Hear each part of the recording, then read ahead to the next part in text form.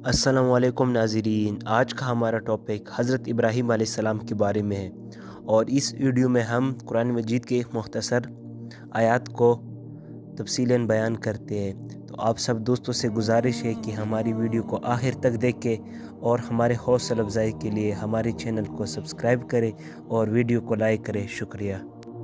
कुरान मजीद में अल्लाह ताला ने फरमाया कि हमने हज़रत इब्राहीम को पहले से हिदायत दी थी और हम उनकी हाल से वाकिफ़ थे जब उन्होंने अपने बाप और अपनी बरादरी वालों से कहा कि ये कैसी मूर्ति है जिनकी परिस्तेश पर तुम लोग जमा हुई हो। तो वो कहने लगे कि हमने अपने बाप दादा को इनकी परस्तिश करते हुए देखा है। और इब्राहीम ने कहा तुम भी गुमराह हो और तुम्हारे बाप दादा भी कुल ही गुमराह थे। और वो बोले क्या तुम वाकई हमारे पास हक लाए हो या हमसे केल की बातें करते हो। और फिर इब्राहीम ने कहा नहीं, बल्कि तुम्हारा परवरदिगार आसमान और ज़मीन का परवरदिगार है जिसने उनको पैदा किया है और मैं इस बात का गवाह और कायल हूँ। और अल्लाह की कसम जब तुम पेट पैर कर चले जाओगे तो मैं एक चाल चलूँगा, फिर इनको तोड़कर रेजा रेजा करूँगा। और रेजा रेजा कर दिया मगर एक बड़ी बूत को ना तोड़ा ताकि वो इसके तरफ रुजू करे। और वो कहने लगे ये मामला किसने किया है, वो तो कोई जालिम है।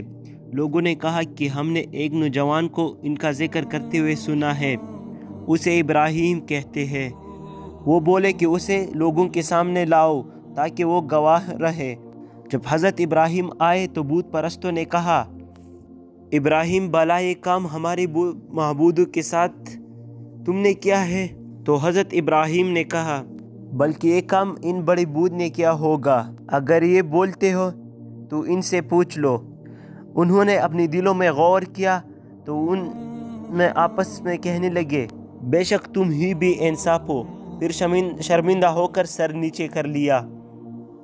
इस पर भी इब्राहीम से कहने लगे कि तुम जानते हो ये बोलते नहीं। और हज़रत इब्राहीम ने कहा फिर तुम अल्लाह ताला को छोड़कर क्यों इस चीज़ों की पूछते हो जो ना तुम्हें कुछ फ़ायदा दे सके और ना नुकसान पहुंचा सके। तोप है तुम पर और जिनको तुम अल्लाह ताला के सिवा पूछते हो उन पर क्या तुम अक्ल नहीं है, तुम अक्ल नहीं रखते। तो दोस्तों ये कुरान मजीद का एक आयत था जो हमने तफसीलन बयान की। अल्लाह ताला हम सब को हिदायत दे और अल्लाह ताला हमें नेक राह पे चलने की तौफीक दे। आमीन सुम आमीन। अल्लाह ने